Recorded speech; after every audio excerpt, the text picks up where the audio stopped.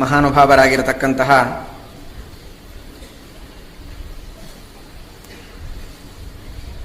ವಿಜಯೇಂದ್ರ ತೀರ್ಥ ಶ್ರೀಪಾದಂಗಳವರ ಆರಾಧನಾ ಮಹೋತ್ಸವ ಭಕ್ತಾನಾಂ ಮಾನಸಾಂಭೋಜಭಾನವೇ ಕಾಮಧೇನವೇ ನಮತಾಂ ಕಲ್ಪತರವೇ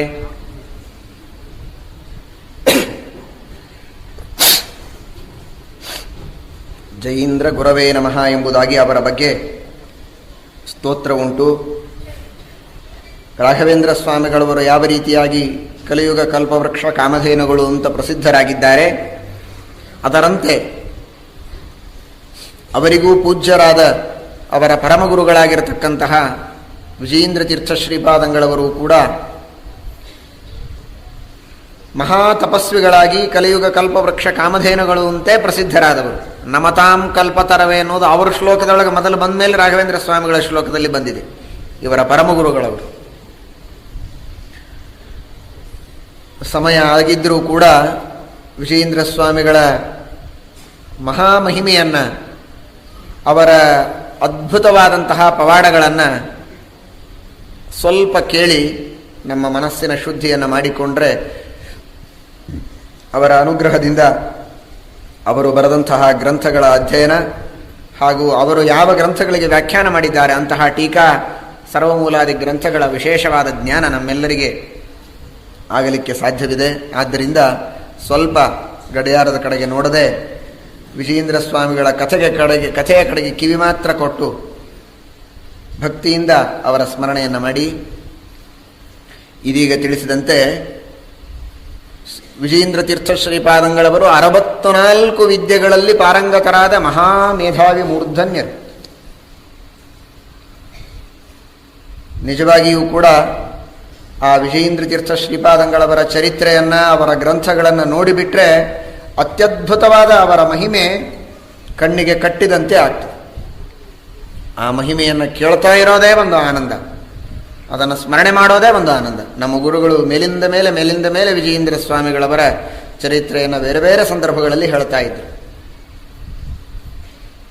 ಏನು ಕೇಳಿದ್ದು ಒಂದು 4 ಮಾತು ನೆನಪಿದೆ, ಅದನ್ನು ಮಾತ್ರ ಹೇಳಲಿಕ್ಕೆ ಪ್ರಯತ್ನ ಮಾಡ್ತೇನೆ. ವಿಜಯೇಂದ್ರ ಸ್ವಾಮಿಗಳವರ ಮಹತ್ವವನ್ನು ತಿಳಿಯುವುದಕ್ಕಿಂತಲೂ ಮೊದಲಿಗೆ ಅವರಿಗೆ ಬಂದಂತಹ ಮಹತ್ವ ಯಾರಿಂದ ಅನ್ನೋದನ್ನು ತಿಳಿಯಬೇಕು. ವಿಜಯೇಂದ್ರ ತೀರ್ಥ ಶ್ರೀಪಾದಂಗಳವರು ವಿಜಯೇಂದ್ರರಾಗುವಕ್ಕಿಂತಲೂ ಮೊದಲಿಗೆ ಅವರ ಹೆಸರು ವಿಷ್ಣು ತೀರ್ಥರು ಅಂತ. ಅವರು ಸನ್ಯಾಸಿಗಳಾಗಿಯೇ ಇದ್ದರು, ಬಿಡಿ ಸನ್ಯಾಸಿಗಳಾಗಿ. ವ್ಯಾಸರಾಜರ ಹತ್ತಿರ ಅಧ್ಯಯನಕ್ಕೆ ಇದ್ದರು. ವಾದಿರಾಜ ಶ್ರೀಪಾದಂಗಳವರು ಹಾಗೂ ವಿಜಯೇಂದ್ರ ತೀರ್ಥ ಶ್ರೀಪಾದಂಗಳವರು ವ್ಯಾಸರಾಜರ ಹತ್ತಿರ ಅಧ್ಯಯನಕ್ಕಾಗಿದ್ದರು. ವ್ಯಾಸರಾಜರ ಹತ್ತಿರ ಅಧ್ಯಯನವನ್ನು ಮಾಡಿದ ಕ್ರಮ ಹೇಗೆ ಅಂದರೆ, ಇವತ್ತಿನ ಜನರಿಗೆ ನ್ಯಾಯಸುಧಾ ಅನ್ನುವ ಹೆಸರು ಕೇಳದೇ ಇದ್ದವರೇ ಬಹಳ, ಓದುವವರು ಬಹಳೇ ವಿರಳ. ಓದುವವರು ಕೂಡ ಒಂದ್ಸಲ ಸುಧಾ ಓದಿದ್ದೇವೆ ಅಂತ ಆಗಿಬಿಟ್ರೆ ಸಾಕು, ನಾವು ಸುಧಾ ಪಂಡಿತರು ಅಂತ ಅನ್ನೋದನ್ನು ತಿಳಿದುಕೊಂಡು ಆ ಸುಧಾ ಗ್ರಂಥವನ್ನು ಮುಚ್ಚಿಡತಕ್ಕಂಥವರೇ ಬಹಳ ಹೊರತು ನಿಜವಾದ ಅದರ ಮರ್ಮವನ್ನು ತಿಳಿಯಬೇಕು ಅಂತ ಅದಕ್ಕಾಗಿ ಜೀವನವನ್ನು ಸಮರ್ಪಣೆ ಮಾಡಿದವರು ಯಾರಲ್ಲ, ಬಹಳ ಕಡಿಮೆ ಹಾಗಿದ್ದವರು. ವಿಜಯೇಂದ್ರ ತೀರ್ಥ ಶ್ರೀಪಾದಂಗಳವರು ಸುಧಾ ಗ್ರಂಥವನ್ನು ಅಧ್ಯಯನ ಮಾಡುವಂತಹ ಪ್ರತಿಯೊಬ್ಬರಿಗೆ ಒಂದು ಮಾರ್ಗದರ್ಶನವನ್ನು ಮಾಡ್ತಾರೆ. ನವಕೃತ್ವೋನ್ಯಾಯ ಸುಧಾ, 9 ಸಲ ವ್ಯಾಸರಾಜರ ಹತ್ರ ನ್ಯಾಯಸುಧಾವನ್ನು ಅಧ್ಯಯನ ಮಾಡಿದ್ದಾರೆ. 9 ಸಲ ಅಧ್ಯಯನ ಮಾಡಿದ್ದಾರೆ ಅಂತಂದರೆ ಹಾಗಾದ್ರೆ 1 ಸಲ ಅಧ್ಯಯನ ಮಾಡಿದರೆ ಅವರಿಗೆ ಅರ್ಥ ಆಗಿಲ್ಲ ಅನ್ನೋದಕ್ಕೆ ಮಾಡ್ಯಾರ ಅಂತ ತಿಳ್ಕೊಬೇಡ್ರಿ. ಒಂದೊಂದು ಸಲ ಅಧ್ಯಯನ ಮಾಡುವಾಗಲೂ ಅಷ್ಟು ವಿಶೇಷವಾಗಿ ಹೇಳುವವರು ವ್ಯಾಸರಾಯರು, ಕೇಳುವವರು ವಿಜಯೇಂದ್ರರು, ಇಬ್ಬರೂ ಮಹಾನುಭಾವರೇ. ಅಂದಮೇಲೆ ಅವ್ರು ಏನು ಹೇಳಿರಬೇಕು, ಇವರೇನು ಕೇಳಿರಬೇಕು ಊಹೆ ಮಾಡಿ. ಅವರು ಬರೆದ ಗ್ರಂಥ ಓದಿದ ವಿದ್ವಾಂಸರಿಗೆ ಅದೆಲ್ಲ ಪರಿಚಯವಾಗ್ತದೆ. ಅಂತಹ ಮಹನೀಯರು ಏನು ವ್ಯಾಸರಾಜರ ಚಂದ್ರಿಕಾದೊಳಗೆ ಒಂದೊಂದು ಸುಧಾದೊಳಗಿನ ಶಬ್ದಗಳಿಂದ ಅಕ್ಷರಗಳಿಂದ ಅರ್ಥವನ್ನು ಎಳೆದೆಳೆದು ತರ್ತಾರೆ. ಅದನ್ನು ನೋಡಿಬಿಟ್ರೆ ಅವರು ಚಿಂತನೆ ಮಾಡುವ, ಪಾಠ ಹೇಳುವ ಕ್ರಮ ಹೇಗಿತ್ತು ಅಂತನ್ನೋದು ನಮಗೆ ಅರ್ಥವಾಗ್ತದೆ. ಶಾಸ್ತ್ರಯೋನಿತ್ವಾತ್ ಅಂತ ಯಾಕೆ ಹೇಳಿದರು ವ್ಯಾಸರ ಸೂತ್ರಕಾರರು, ಶಬ್ದಯೋನಿತ್ವಾತ್ ಅಂತ ಯಾಕೆ ಹೇಳಲಿಲ್ಲ? ಹೀಗೆ ಒಂದೊಂದು ವಿಷಯದ ಮೇಲೆ ಚಂದ್ರಿಕಾಚಾರ್ಯರು ಒಂದು ವಿಶಿಷ್ಟವಾದ ಸಿದ್ಧಾಂತದ ಮಂಡನೆಯನ್ನು ಮಾಡ್ತಾರೆ. ಅಂತಹ ಮಹಾನುಭಾವರು ಪಾಠ ಹೇಳ್ತಾರೆ, ಇಂಥವರು ಕೇಳ್ತಾರೆ ಅಂದರೆ ಹೊಸ ಹೊಸ ಅರ್ಥಗಳನ್ನು, ಅದ್ಭುತವಾದ ಗೂಢವಾದ ತತ್ವಗಳನ್ನು ವಿವರಣೆ ಮಾಡ್ತಾ 9 ಸಲ ಸುಧಾ ಪಾಠ ಹೇಳಿದ್ದಾರೆ.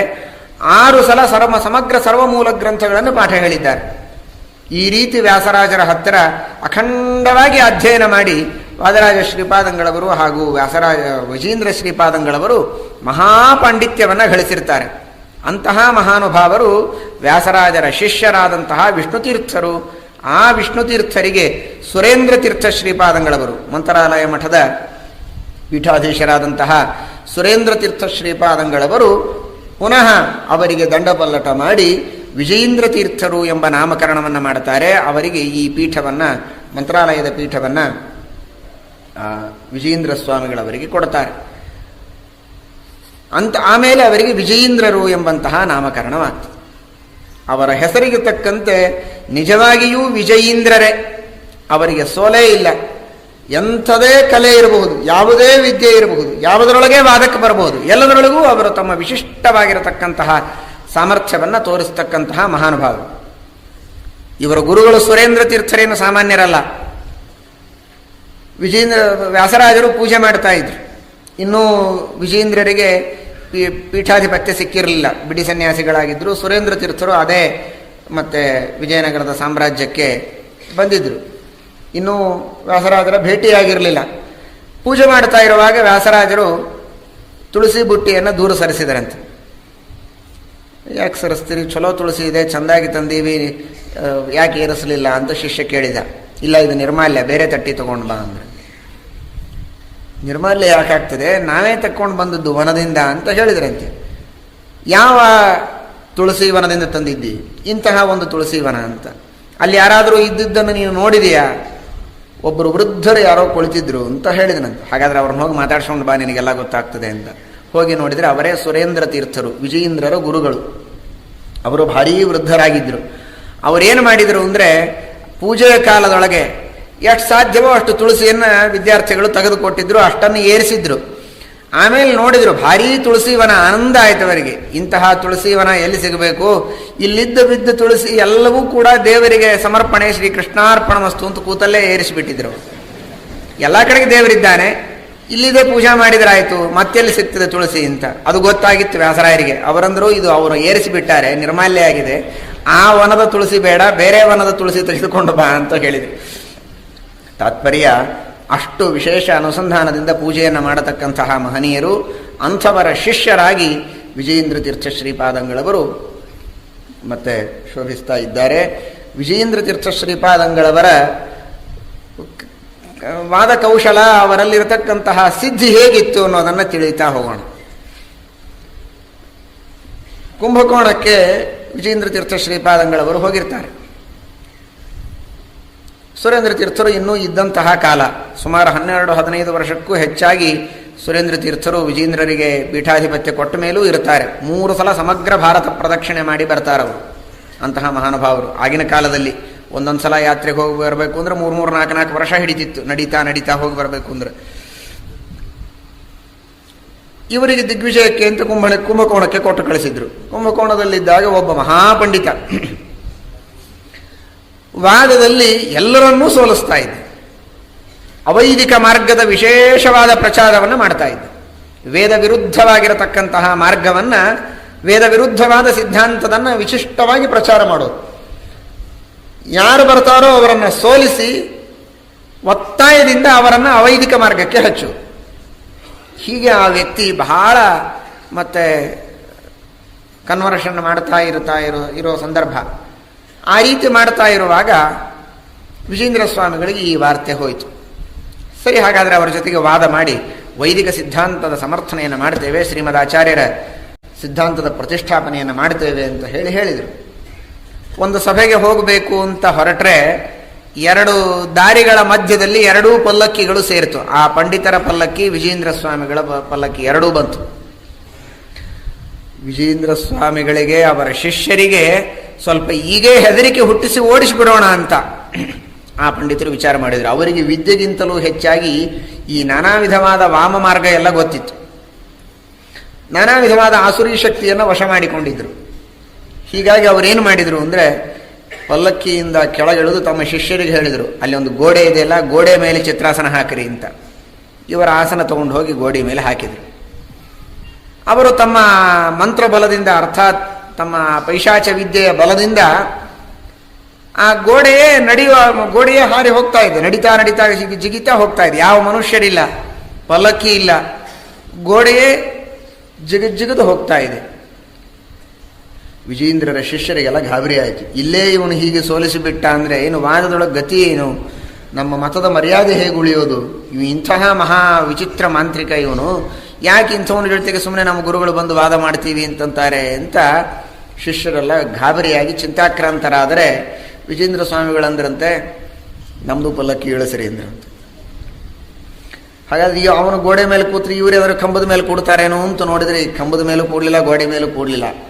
ಆ ಪಲ್ಲಕ್ಕಿಯನ್ನು ಕೆಳಗಿಳಿಸಿದ್ರೆ ಪಲ್ಲಕ್ಕಿಯೇ ಯಾರೂ ಹೊರೆಯದೆ ಗೋಡೆಯ ಮೇಲೆ ಅವನು ಕೂತು ಹೀಗೆ ಹೋಗ್ತಾ ಇದ್ರು. ಅವನ ತಲೆ ಮೇಲೆ ಪಲ್ಲಕ್ಕಿ ತನ್ನಷ್ಟಕ್ಕೆ ತಾನೇ ಹೋಗೋ ಹಾಗೆ ಇವರು ಹೊರಟು ಬಿಟ್ರು. ನಿರಾಧಾರ, ಯಾರೂ ಆಧಾರ ಇಲ್ಲ. ಸರ್ವಾಧಾರನಾದ ಭಗವಂತ ನಮಗೆ ಆಧಾರನಿದ್ದಾಗ ಈ ಉಳಿದ ಮಂತ್ರವಿದ್ಯೆ, ಆ ವಿದ್ಯೆ, ಯಾವ ವಿದ್ಯೆಯೂ ನಮಗೆ ಬೇಕಾಗಿಲ್ಲ. ಬ್ರಹ್ಮವಿದ್ಯೆ ಬ್ರಹ್ಮವಿದ್ಯಾಂ ಸರ್ವವಿದ್ಯಾ ಪ್ರತಿಷ್ಠಾಂ, ಎಲ್ಲ ವಿದ್ಯೆಗಳಿಗೂ ಬ್ರಹ್ಮವಿದ್ಯೆಯೇ ಮೂಲ. ಬ್ರಹ್ಮವಿದ್ಯೆಯನ್ನು ಪಡೆದುಕೊಂಡವರಿಗೆ ಇದೆಲ್ಲ ಸಾಧ್ಯವಾಗತ್ತೆ ಅಂತ ಹೇಳಿ ಸುಲಭವಾಗಿ ಅವನು ಹೇಗೆ ಹೋಗ್ತಾ ಇದ್ದ, ಅವನ ಮೇಲೆ ಪಲ್ಲಕ್ಕಿ ಹೋಗ್ತಾ ಇತ್ತು. ಅವನಿಗನಿಸ್ತು, ಸುಮ್ಮನೆ ನನ್ನಷ್ಟಕ್ಕೆ ನಾನು ಹೋಗ್ತಾ ಇದ್ರೆ ಮರ್ಯಾದೆ ಆದರೂ ಉಳಿತಿತ್ತು, ನನ್ನ ತಲೆ ಮೇಲೆ ಇವರು ಬಂದು ಕೂತರಲ್ಲ ಅಂತ ಅಲ್ಲೇನೇ ಅವನನ್ನು ಸೋಲಿಸಿ ಮುಂದೆ ವಾದದೊಳಗೆ ಅತ್ಯಂತ ಉತ್ತಮವಾದ ರೀತಿಯೊಳಗೆ ಯುಕ್ತಿಗಳನ್ನು ಹೇಳಿ ಅವನನ್ನು ಪರಾಭವಗೊಳಿಸಿ ಶ್ರೀಮದ್ ಆಚಾರ್ಯರ ಸಿದ್ಧಾಂತದ ಪ್ರತಿಷ್ಠಾಪನೆಯನ್ನು ಮಾಡ್ತಾರೆ ಕುಂಭಕೋಣದಲ್ಲಿ. ಆದರೆ ಅಷ್ಟು ಸುಲಭ ಇರಲಿಲ್ಲ. ಇಡೀ ಊರೊಳಗಲ್ಲ, ಇಡೀ ಆ ಸಮಗ್ರವಾದ ದಕ್ಷಿಣ ಭಾರತದೊಳಗೇನೆ ಅವನ ಜೊತೆಗೆ ಮಾತಾಡುವವರು ಯಾರಿರಲಿಲ್ಲ. ಹೀಗಾಗಿ ಅವನಿಗೆ ಪೂರ್ಣ ಕಾನ್ಫಿಡೆನ್ಸ್, ನನಗೆ ಯಾರೂ ಸೋಲಿಸೋದಿಲ್ಲ ಅಂತ. ಅವರದ್ದು ಎಷ್ಟು ಅಧಿಕಾರ ಇತ್ತು ಅಂದರೆ ಆ ಊರೊಳಗೆ ಶಾಂಗಪಾಣಿ ದೇವಸ್ಥಾನ ಅಂತಿದೆ, ಕುಂಭೇಶ್ವರ ದೇವಸ್ಥಾನ ಅಂತಿದೆ, 100 ದೇವಸ್ಥಾನಗಳಿವೆ ಕುಂಭಕೋಣದೊಳಗೆ. ಹೆಚ್ಚು ಕಡಿಮೆ ದಕ್ಷಿಣ ಭಾರತದೊಳಗಿರುವ ದೇವಸ್ಥಾನಗಳಿರುವ ಊರುಗಳಲ್ಲಿ ಮ್ಯಾಕ್ಸಿಮಮ್ ಇರೋದು ಅಂದರೆ ಕುಂಭಕೋಣದೊಳಗೆ ಅಂತ ಹೇಳ್ಬೋದು. ಅಷ್ಟು ದೇವಸ್ಥಾನಗಳಿವೆ. ಆ ಎಲ್ಲ ದೇವಸ್ಥಾನಗಳಿಗೆ ಇವನು ಏಕೈಕ ಅಧಿಪತಿ ಈ ಮಹಾನುಭಾವ ಪಂಡಿತ. ಅವನು ಕರಾರ ಮಾಡಿದ್ದ, ನೀವು ಸೋತ್ರೆ ನೀವು ನಮ್ಮ ದಾಸರಾಗಬೇಕು, ನಮ್ಮ ಮತವನ್ನು ಸ್ವೀಕಾರ ಮಾಡಬೇಕು. ನಾನು ಸೋತ್ರೆ ನಾನು ನಿಮ್ಮ ಮತ ಸ್ವೀಕಾರ ಮಾಡುವುದಷ್ಟೇ ಅಲ್ಲ, ಈ ಎಲ್ಲ ವಿಧವಾಗಿರತಕ್ಕಂತಹ ಮಠದ ಎಲ್ಲ ದೇವಸ್ಥಾನಗಳ ಆಧಿಪತ್ಯವನ್ನು ನಿಮಗೆ ವಹಿಸಿಕೊಡ್ತೇನೆ. ನನ್ನದೊಂದು ದೊಡ್ಡ ಮಠ ಕಟ್ಟಿಕೊಂಡಿದ್ದೇನೆ, ಅದನ್ನು ನಿಮಗೆ ಬಿಟ್ಟು ಕೊಟ್ಟು ಬಿಡ್ತೇನೆ, ನಾನು ಊರು ಬಿಟ್ಟು ಹೋಗ್ತೇನೆ ಅಂತ ಇಷ್ಟೆಲ್ಲ ಮಾತಾಡಿದ್ರು. ಸುಮ್ಮನೆ ಏನೂ ಮಾತಾಡದೇ ಇದ್ರೆ ಇಷ್ಟು ದಕ್ಷಿಣ ತೊಗೊಂಡು ಹೋಗ್ಬೋದಾಗಿತ್ತು. ಕರಾರು ಬೇರೆ ಮಾಡಿದ್ರು. ಆ ಕರಾರಿನಂತೆ ಸೋತ 2ನೇ ಕ್ಷಣಕ್ಕೆ ಎಲ್ಲ ವಿಧವಾದ ದೇವಸ್ಥಾನದ ಆಧಿಪತ್ಯವನ್ನು ವಿಜೇಂದ್ರ ಸ್ವಾಮಿಗಳ ಪಾದಗಳಿಗೆ ಸಮರ್ಪಣೆ ಮಾಡಿ ತಾವಿದ್ದ ದೊಡ್ಡದಾದ ಮಠವನ್ನು ವಿಜೇಂದ್ರ ಸ್ವಾಮಿಗಳಿಗೆ ಒಪ್ಪಿಸಿ ಅದನ್ನು ಬಿಟ್ಟುಕೊಟ್ಟು ಹೋಗ್ತಾರೆ. ಆ ಮಠದಲ್ಲೇನೆ ಈಗ ವಿಜೇಂದ್ರ ಸ್ವಾಮಿಗಳ ವೃಂದಾವನ ಇದ್ದದ್ದು. ಅದು ವಿಜೇಂದ್ರ ಸ್ವಾಮಿಗಳು ತಮ್ಮ ಒಂದು ವಾದ ಕೌಶಲದಿಂದ ಗೆದ್ದಿರತಕ್ಕಂತಹ ಮಠ. ಅಂತಹ ಮಹಾನುಭಾವರು ವಿಜೇಂದ್ರ ತೀರ್ಥ ಶ್ರೀಪಾದಂಗಳು. ಇವರು ಅಷ್ಟ ಹೇಳೋದಲ್ಲದೆ ಒಂದು ಘೋಷಣೆ ಮಾಡ್ತಾರೆ ವಿಜೇಂದ್ರರು. ಶ್ರೀಮದ್ ಆಚಾರ್ಯರ ಮಧ್ವಾಚಾರ್ಯರ ಸಿದ್ಧಾಂತದ ಸ್ಥಾಪನೆಯನ್ನು ಮಾಡುವುದಕ್ಕೆ ಯಾವ ರೀತಿಯಿಂದ ಸಾಧ್ಯವೋ ಆ ರೀತಿಯಿಂದ ಮಾಡೋಣ ಅಂತ. ಜನಗಳಿಗೆ ಇದೀಗ ನಾನು ಹೇಳಿದ್ನಲ್ಲ, ಯೋಗಾಭ್ಯಾಸದ ಬಗ್ಗೆ ವಿಶ್ವಾಸ ಬಂದಾದರೂ ಪ್ರಾಚೀನರ ಮೇಲೆ ವಿಶ್ವಾಸ ಬರಲಿ ಅಂತ. ಹಾಗೆ ಯಾವ್ಯಾವುದೋ ಕಲೆಗಳಲ್ಲಿ ಜನಗಳಿಗೆ ಒಬ್ಬೊಬ್ಬರಿಗೆ ಒಂದೊಂದರೊಳಗೆ ಅಭಿರುಚಿ. ಆ ಎಲ್ಲ ವಿಧವಾದ ಕಲೆಗಳಲ್ಲಿಯೂ ಕೂಡ ನಮ್ಮ ಜೊತೆಗೆ ವಾದಕ್ಕೆ ಬಂದರೆ ಶ್ರೀಮದ್ ಆಚಾರ್ಯರ ಅನುಗ್ರಹದಿಂದ ವ್ಯಾಸರಾಜರು ನಮಗೆ ಕಲಿಸಿಕೊಟ್ಟಂತಹ ವಿದ್ಯೆಯ ಒಂದು ಪ್ರಭಾವದಿಂದ ಎಲ್ಲರನ್ನೂ ನಾನು ಗೆಲ್ಲುವ ಸಾಮರ್ಥ್ಯವನ್ನು ಪಡೆದುಕೊಂಡಿದ್ದೇನೆ. ಯಾರಾದರೂ ಬರ್ರಿ, ಯಾವುದೇ ವಿದ್ಯೆಯೊಳಗಾದರೂ ಬರ್ರಿ ಅಂತ ಘೋಷಣೆ ಮಾಡುತ್ತಾರೆ ಕುಂಭೇಶ್ವರನ ದೇವಸ್ಥಾನದಲ್ಲಿ, ರುದ್ರದೇವರ ದೇವಸ್ಥಾನದೊಳಗೆ. ರುದ್ರದೇವರು ಇಲ್ಲಿದ್ದಾರೆ. ವಿಜೇಂದ್ರ ಸ್ವಾಮಿಗಳವರು ಹಾಗೆ ಘೋಷಣೆ ಮಾಡಿದ್ದು ಇಡೀ ದಿಗ್ದೇಶಗಳಲ್ಲೆಲ್ಲ ಪ್ರಚಾರವಾಗ್ತದೆ. ಬೇರೆ ಬೇರೆ ಊರುಗಳಿಂದ ಇವರನ್ನು ಸೋಲಿಸಬೇಕು ಅಂತ ಒಬ್ಬೊಬ್ಬರೇ ಬರಲಿಕ್ಕೆ ಪ್ರಾರಂಭ ಮಾಡ್ತಾರೆ. ಇವರು ಅನಂತಶಯನಕ್ಕೆ ಹೋದಾಗ ಕೇರಳದೊಳಗೆ ಅಲ್ಲಿರತಕ್ಕಂತಹ ಒಬ್ಬ ಮಹಾಮಾಂತ್ರಿಕ, ನನ್ನ ಮಂತ್ರವಿದ್ಯೆಯನ್ನು ನೀವು ಮೀರಿಸಬಹುದಾ ಅಂತ ಕೇಳ್ತಾರೆ. ಬ್ರಹ್ಮವಿದ್ಯೆಯಿಂದ ಎಲ್ಲ ವಿದ್ಯೆಯನ್ನು ಮೀರಿಸಬಹುದು ಅಂತ ಹೇಳ್ತಾರೆ. ಹಾಗಾದರೆ ಒಂದು ಲಿಂಬೆಹಣ್ಣು ಮಂತ್ರಿಸಿ ಇಡ್ತಾನೆ, ಅದರ ಸುತ್ತಲೂ 7 ಗೆರೆಗಳನ್ನು ಹಾಕ್ತಾನೆ. 1 2 3 4 7. ಈ ಒಂದೊಂದು ಗೆರೆಗಳನ್ನು ದಾಟಿ ಹೋಗಿ ಆ ಲಿಂಬೆಹಣ್ಣು ತೆಗೆದುಕೊಂಡು ಬರಬೇಕು. ತೆಗೆದುಕೊಂಡು ಬಂದರೆ ನೀವು ಗೆದ್ದ ಹಾಗೆ, ತೆಗೆದುಕೊಂಡು ಬರದೆ ಅಲ್ಲೇ ಸತ್ತು ಹೋದರೆ ನಾನು ಗೆದ್ದ ಹಾಗೆ. ಅಂದರೆ ಅಂತಹ ಮಂತ್ರಶಕ್ತಿ ಅವನದು. ನೀವು ಹೋಗ್ತಾ ಇರುವಾಗ ಒಂದೊಂದು ಗೆರೆ ದಾಟಿದ ಹಾಗೆ ದೊಡ್ಡ ಹಾವು ಬಂದು ಕಚ್ಚಬಹುದು, ತ್ರಿಶೂಲದಿಂದ ಚುಚ್ಚಬಹುದು, ಅಥವಾ ಬೆಂಕಿ ಬರಬಹುದು, ಇನ್ನೇನೋ ಭಯಾನಕವಾದಂತಹ ಪಿಶಾಚಗಳ ಬಾಧೆಯಾಗಬಹುದು. ಏನಾಗ್ತದೋ ಗೊತ್ತಿಲ್ಲ. ಅಷ್ಟೆಲ್ಲ ತನ್ನ ಮಹಾಮಂತ್ರ ಶಕ್ತಿಯ ಉಪಯೋಗ ಮಾಡಿ, ಇನ್ನೂ ಇವರು ಮಹಾನುಭಾವರು ಅಂತ ಗೊತ್ತಿತ್ತು ಬೇರೆ, ಹೀಗಾಗಿ ಸ್ಪೆಷಲ್ ಮಂತ್ರವನ್ನು ಹೇಳಿ ಅಖಂಡ ಮಂತ್ರ ಜಪ ಮಾಡಿ ಬೂದಿಯನ್ನು ಹಾಕ್ತಾ ಹಾಕ್ತಾ ನನಗೇನೇನು ಮಾಡಬೇಕು ಎಲ್ಲ ಮಾಡಿಟ್ಟಿದ್ದ. ವಿಜೇಂದ್ರ ಸ್ವಾಮಿಗಳಂದರು, ಈ ಕೆಲಸಕ್ಕೆ ನಾನು ಬಂದರೂ ಅದು ಅವಮರ್ಯಾದೆಯೇ, ನಮ್ಮ ಶಿಷ್ಯನ ಕಡೆಯಿಂದೇ ತೆಗೆಸ್ತೀನಿ ಅಂದರು. ಒಬ್ಬ ಹುಡುಗನ ಕರೆದ್ರು, ಅಂದರೆ ಇನ್ನೂ ಹೆಚ್ಚು ಅವನಿಗೆ ಅವಮಾನ ಮಾಡಿಸೋದಕ್ಕೆ. ಅದನ್ನು ಹೋಗಿ ತಗೊಂಡು ಬಾರಪ್ಪ ಅಂದರು. ಶಿಷ್ಯ ಸ್ವಲ್ಪ ವಿಚಾರ ಮಾಡಿದ. ಸ್ವಾಮಿ, ನಿಮ್ಮ ವಿಷಯಕ್ಕೋಸ್ಕರವಾಗಿ ನನ್ನನ್ನು ನೀವು ಈ ಪಣಕ್ಕೆ ಹಚ್ಚಿದರೆ ಗತಿ ಏನು ಅಂದರು. ಏನೂ ಚಿಂತೆ ಮಾಡಬೇಡಪ್ಪ, ಇಷ್ಟೆಲ್ಲ ಶಾಸ್ತ್ರ ಓದಿ ನೀನೆಲ್ಲ ಹೀಗೆ ಹೆದರಬಾರದು, ಹೋಗಿ ಏನೇನೇನೇನೂ ಆಗೋದಿಲ್ಲ, ಧೈರ್ಯವಾಗಿ ಲಿಂಬೆಹಣ್ಣು ತಂದು ಹೋಗೋದು ಅವನ ಮಾರಿ ಮೇಲೆ ಒಗಿ ಎಂದರು. ಹೊರಟ. ಒಂದನೇ ಗೆರಿ ದಾಟಿ ಇವನು ಹೆಜ್ಜೆ ಇಟ್ಟಾಗೆ ಅವನು ಬೂದಿಯನ್ನು ಹಾಕ್ತಾನೆ ಇದ್ದಾನೆ ಇವನು ಈ ಹುಡುಗನ ಮೈ ಮೇಲೆ. ಏನಾಗಲೇ ಇಲ್ಲಿ ಇವನು ಅನಾಯಾಸವಾಗಿ ಒಂದು ಗೆರೆ ದಾಟಿದಾಗಲೇ ಅರ್ಧ ಶಕ್ತಿ ಹೋಯಿತು ಮಾಂತ್ರಿಕನದು. ನನ್ನ ಮಂತ್ರ ಏನು ಇವನ ಮೇಲೆ ಪ್ರಭಾವ ಮಾಡಲಿಲ್ಲಲ್ಲ ಅಂತ. ಎರಡನೇ ಮೂರನೇ ಗೆರೆ ದಾಟೋ ಹಾಗೆ ಬೆಂಕಿಯ ವೃಷ್ಟಿಯನ್ನು ಮಾಡಲಿಕ್ಕೆ ಪ್ರಾರಂಭ ಮಾಡಿದ ತನ್ನ ಮಂತ್ರದ ಬೂದಿಯಿಂದ. ಬೆಂಕಿಗಳನ್ನು ಅವನು ಸೃಷ್ಟಿ ಮಾಡಿದರೆ ಇವನ ಮೈ ಮೇಲೆ ಬೀಳುವಾಗ ಅದು ಹಾಲಿನ ಅಭಿಷೇಕವಾದಂತೆ ಆಗ್ತಾ ಇದೆ.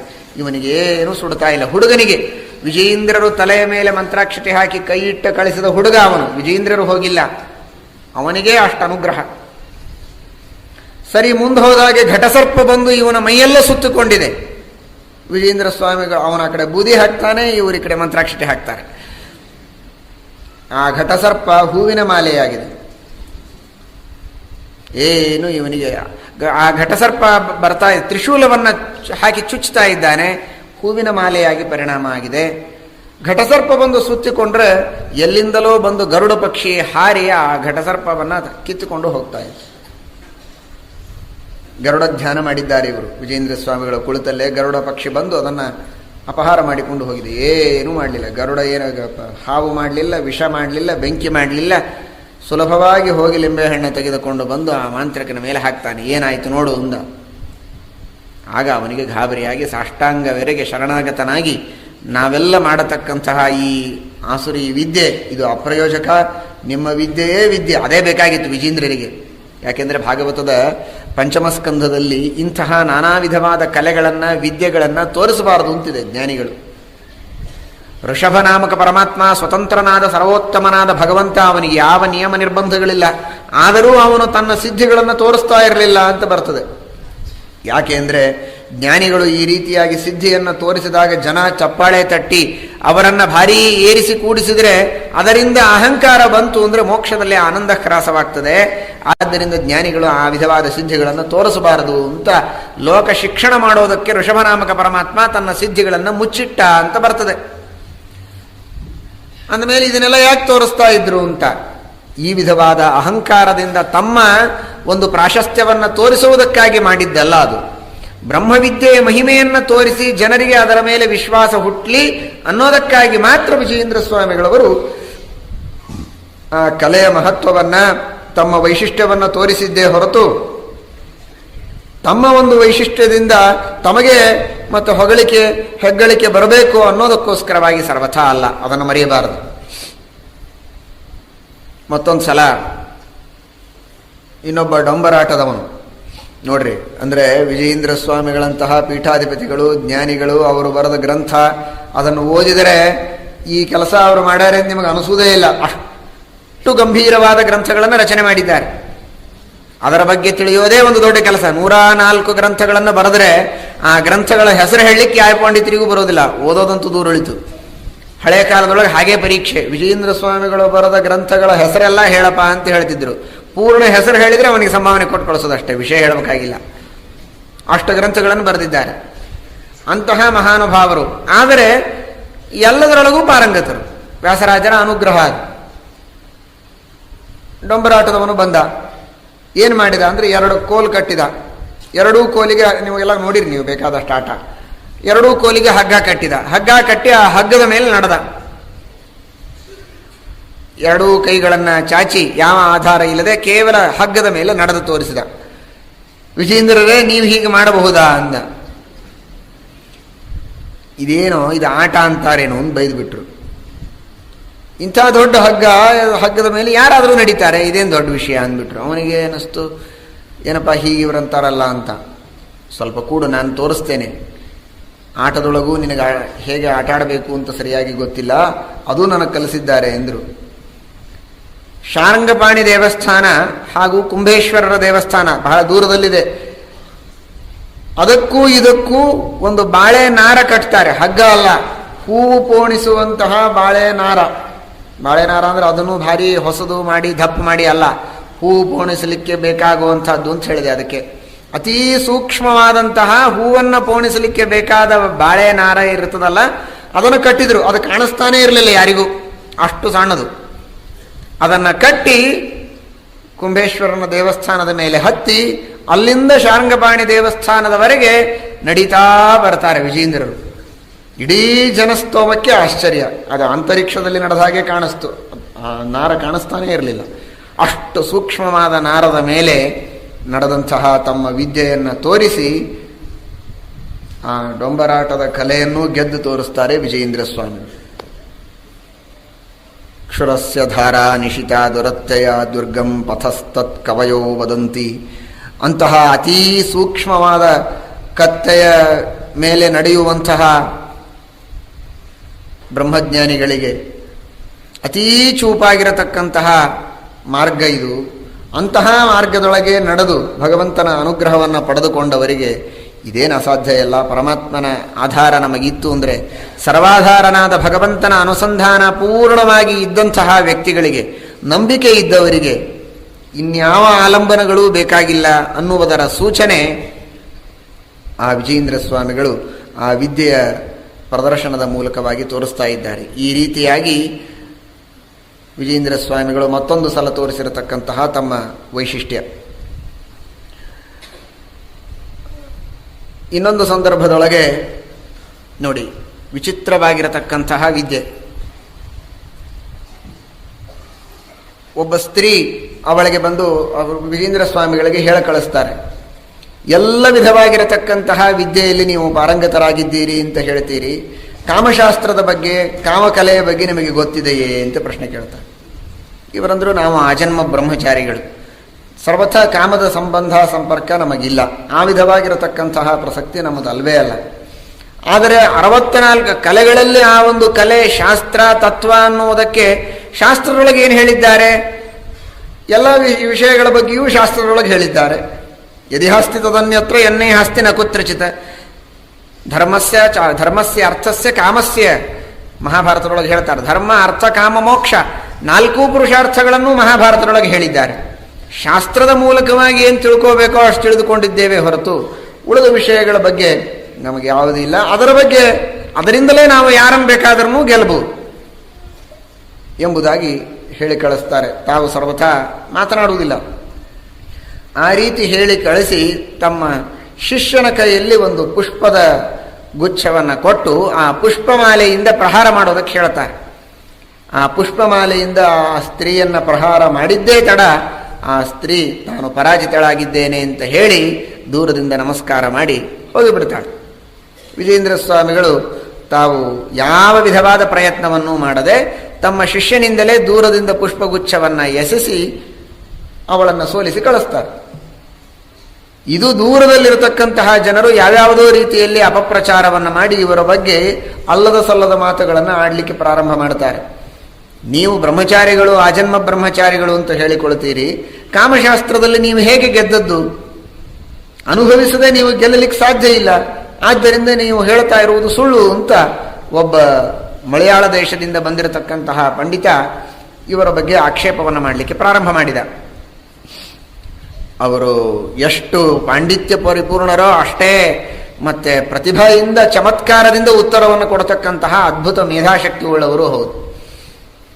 ನಾಳೆ ನಾಡದ್ದು ಉತ್ತರ ಕೊಡ್ತೇನೆ, 2 ದಿವಸ ತಡೆದು ಬನ್ನಿ ಅಂತ ಹೇಳಿದರು. ಅಷ್ಟು ಹೇಳಿ ಅವರ ಎದುರಿಗೇನೆ ಒಂದು ಸ್ವಚ್ಛವಾಗಿರತಕ್ಕಂತಹ ಬೆಳ್ಳಿ ತಟ್ಟೆ, ಆ ಸ್ವಚ್ಛವಾದ ಅತೀ ಶುಭ್ರವಾದ ಅದೇ ಹೊಸದಾಗಿ ಅಂಗಡಿಯಿಂದ ತಂದ ಬೆಳ್ಳಿ ತಟ್ಟೆಯನ್ನು ಒಬ್ಬ ಶಿಷ್ಯನ ಕೈಯಲ್ಲಿ ಕೊಟ್ಟು ಕಿವಿಯಲ್ಲಿ ಏನು ಹೇಳಿ ಕಳಿಸ್ತಾರೆ. ಅಂದರೆ ಆ ಪಂಡಿತನಿಗೆ ಬೆಳ್ಳಿ ತಟ್ಟೆ ಕಾಣಿಸಿರಬೇಕು ಅನ್ನೋ ಹಾಗೆ ಅವನ ಎದುರಿಗೆ ಅದನ್ನು ಕೊಟ್ಟು ಕಳಿಸ್ತಾರೆ. ನಾಡದ್ದು ಬನ್ನಿ ಅಂತಾರೆ. ನಾಡದ್ದು ಬರ್ತಾನೆ. ನನ್ನ ಪ್ರಶ್ನೆಗೆ ಏನು ಉತ್ತರ ಬರಲೇ ಇಲ್ಲಲ್ಲ ಅಂದ.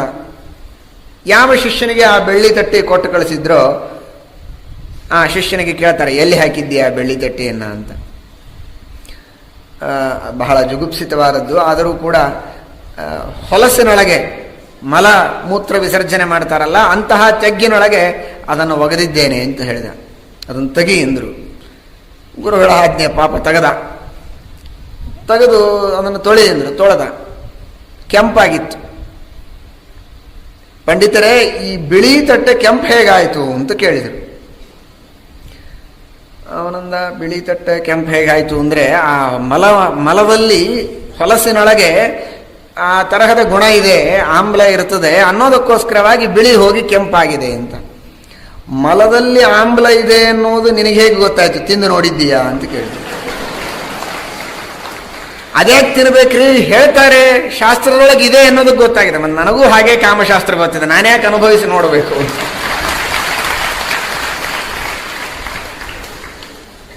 ಅನುಭವಿಸದೇ ಇದ್ರೆ ನನಗೆ ಗೊತ್ತಾಗಿಲ್ಲ ಅಂತ ವಾದ ಮಾಡಿದೆಯಲ್ಲ, ಹಾಗಾದ್ರೆ ನೀನು ತಿಂದಿದ್ದಿ ಅಂತ ಹೇಳಬೇಕಾ? ಅಲ್ಲ. ಆದ್ದರಿಂದ ಈ ತರಹದ ಅಪಪ್ರಚಾರವನ್ನು ಮಾಡಬೇಡ. ನಮ್ಮ ಗುರುಗಳ ಅನುಗ್ರಹದಿಂದ ಆ ವಿಧವಾಗಿರತಕ್ಕಂತಹ ನಿಗ್ರಹ ಶಕ್ತಿ ನಮ್ಮಲ್ಲಿ ದೇವರು ಕೊಟ್ಟಿದ್ದಾನೆ ಎಂಬುದಾಗಿ ವಿಜಯೇಂದ್ರ ತೀರ್ಥ ಶ್ರೀಪಾದಂಗಳವರು ಅಂದರೆ ಈ ರೀತಿಯಾಗಿ ತಮ್ಮ ಪ್ರತಿಭೆಯಿಂದ ಉತ್ತರವನ್ನು ಕೊಟ್ಟು ಕಳಿಸ್ತಾರೆ. ಕೇರಳದಿಂದ ಸುಮಾರು ಜನ ವಿದ್ವಾಂಸರು ಬಂದು ಇದೇ ವಿಷಯದ ಬಗ್ಗೆ ಅನೇಕ ವಿಧವಾದ ರೀತಿಯಲ್ಲಿ ಪರೀಕ್ಷೆಯನ್ನು ಮಾಡಬೇಕು ಅಂತ ಬೇಕಾದಷ್ಟು ಪ್ರಯತ್ನ ಮಾಡ್ತಾರೆ. ವಿಜಯೇಂದ್ರ ಸ್ವಾಮಿಗಳ ಬ್ರಹ್ಮಚರ್ಯವನ್ನು ಪರೀಕ್ಷೆ ಮಾಡಬೇಕು ಅಂತ ಸಾಕಷ್ಟು ಪ್ರಯತ್ನ ಮಾಡ್ತಾರೆ. ನಾನಾ ವಿಧರಾದಂತಹ ಸ್ತ್ರೀಯರನ್ನು ಕರೆದುಕೊಂಡು ಬಂದು ಬೇಕಾದಷ್ಟು ಅವರ ಅಂಗಚೇಷ್ಟೆಗಳನ್ನು ಮಾಡಿಸಿ ಹಾವಭಾವಗಳನ್ನು ತೋರಿಸಿದರೂ ಕೂಡ ಕಿಂಚಿತ್ತೂ ಮನಸ್ಸಿನ ಮೇಲೆ ವಿಕಾರವಾಗದೆ ಇವರು ತಮ್ಮ ಸ್ಥೈರ್ಯವನ್ನು ತೋರಿಸಿದ್ದನ್ನು ಕಂಡು ಪಂಡಿತರು, ಸ್ತ್ರೀಯರು ಎಲ್ಲರೂ ಶರಣಾಗತರಾಗಿ ಇವರಿಗೆ ಮತ್ತೆ ಬೇಡಿಕೊಳ್ತಾರೆ, ಇವರ ಅನುಗ್ರಹವನ್ನು ಪಡೀತಾರೆ. ಆ ವಿಧವಾದ ಬ್ರಹ್ಮಚರ್ಯವನ್ನು ತೋರಿಸಿರತಕ್ಕಂತಹ ವಿಜಯೇಂದ್ರ ಸ್ವಾಮಿಗಳು ನನಗೀ ಬ್ರಹ್ಮಚರ್ಯ ಹೇಗೆ ಬಂತು ಅನ್ನೋದನ್ನು ಹೇಳ್ತಾರೆ. ಯಸ್ಯವಾ ಕಾಮಧೇನುರ್ನಃ ಕಾಮಿತಾರ್ಥಾನ್ ಪ್ರಯಚ್ಛತಿ ಸೇವೇತಂ ಜಯ ಯೋಗೀಂದ್ರಂ ಕಾಮಬಾಣಚ್ಛಿದಂ ಸದಾ. ಶ್ರೀಮಠ್ ಟೀಕಾಕೃತ್ಪಾದರನ್ನ ಸ್ತೋತ್ರ ಮಾಡ್ತಾ ಇರುವ ಸಂದರ್ಭದಲ್ಲಿ ವಿಜಯೇಂದ್ರ ಸ್ವಾಮಿಗಳಂತಾರೆ, ಇಂತಹ ಕಾಮನಿಗ್ರಹ ಎಷ್ಟು ಜನ ಸ್ತ್ರೀಯರು ಬಂದು ಅಪ್ಸರಾ ಸ್ತ್ರೀಯರು ಹಿಂದೆ ಋಷಿಮುನಿಗಳ ಕಾಲದಲ್ಲಿ ನಾನಾ ವಿಧವಾಗಿರತಕ್ಕಂತಹ ಪ್ರಯತ್ನವನ್ನು ಮಾಡಿ ಮನವೊಲಿಸಲಿಕ್ಕೆ ತಾವು ಶ್ರಮಿಸಿದಂತೆ ನಿಮ್ಮೆದುರಿಗೆ ಎಷ್ಟು ಜನ ಏನು ಕುಣಿದಾಡಿದರೂ ನಿಮಗೇನೇನೂ ವಿಕಾರ ಆಗಲಿಲ್ಲಲ್ಲ, ಏನಿದು ಸಾಮರ್ಥ್ಯ, ಎಲ್ಲಿಂದ ಬಂತು ನಿಮಗೆ ಅಂತ ಕೇಳಿದರೆ, ಯಸ್ಯವಾ ಕಾಮಧೇನುರ್ನ ಕಾಮಿತಾರ್ಥಾನ್ ಪ್ರಯಚ್ಛತಿ. ಶ್ರೀಮನ್ಯಾಯ ಸುಧಾ ಗ್ರಂಥ, ಆ ಶ್ರೀಮನ್ಯಾಯ ಸುಧಾ ಗ್ರಂಥವನ್ನು ಅಷ್ಟು ಭಕ್ತಿಯಿಂದ ಓದಿ ಪಠನ ಮಾಡಿ ಅದರ ಪಾಠ ಪ್ರವಚನ ಮಾಡಿ ಅಧ್ಯಯನ ಮಾಡಿ ವಿಶೇಷವಾಗಿರತಕ್ಕಂತಹ ಒಂದು ಉಪಾಸನಾ ರೂಪದಲ್ಲಿ ನಾನು ಶಾಸ್ತ್ರಾಭ್ಯಾಸ ಮಾಡಿದ್ದೇನಲ್ಲ, ಅದರ ಫಲವಾಗಿ ಕಾಮ ಬಾಣಚ್ಛಿದಂ ಸದಾ. ಆ ಶ್ರೀಮಠ್ ಟೀಕಾಕೃತ್ಪಾದರು ನಮ್ಮಲ್ಲಿರುವ ಕಾಮ ಬಾಣವನ್ನು ಮುರಿದವರು ಅವರೇ. ಅಂತಹ ಮಹಾನುಭಾವರಾದ ಟೀಕಾಕೃತ್ಪಾದರ ಅನುಗ್ರಹದಿಂದ, ಶ್ರೀಮದಾಚಾರ್ಯರ ಅನುಗ್ರಹ, ರಾಮದೇವರ ಅನುಗ್ರಹದಿಂದ ಇದು ಬಂದದ್ದೇ ಹೊರತು ನನ್ನ ವೈಶಿಷ್ಟ್ಯ ಅಂತನ್ನೋದಕ್ಕೆ ನಾನು ತೋರಿಸಿಕೊಂಡದ್ದಲ್ಲ.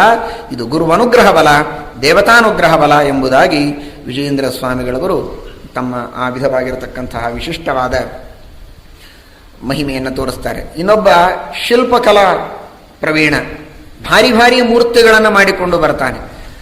ಅದಕ್ಕೆ ಪ್ರತಿಯಾಗಿ ವಿಜಯೇಂದ್ರ ಸ್ವಾಮಿಗಳು ಅತ್ಯದ್ಭುತ ಮೂರ್ತಿಗಳನ್ನು ಮಾಡಿ ಬರ್ತಾರೆ. ಇದು ಬರೀ ದಂತಕಥೆಯಲ್ಲ. ಇವತ್ತಿಗೂ ಕುಂಭಕೋಣದ ಮಠದಲ್ಲಿ ಮಹಾದ್ವಾರದಲ್ಲಿ ಪ್ರವೇಶ ಮಾಡಿದ ತಕ್ಷಣ ಪಕ್ಕದಲ್ಲಿ ನೂರಾರು ಪ್ರತಿಮೆಗಳನ್ನು ಇವತ್ತಿಗೂ ಇಟ್ಟಿದ್ದಾರೆ. ನಾವು ಅದನ್ನು ನೋಡಿದ್ದೇವೆ. ಅತೀ ಸುಂದರವಾದ ಪ್ರತಿಮೆಗಳು. ಸ್ವತಃ ವಿಜಯೇಂದ್ರ ಸ್ವಾಮಿಗಳು ತಮ್ಮ ಕೈಯಿಂದ ರಚನೆ ಮಾಡಿದ್ದು.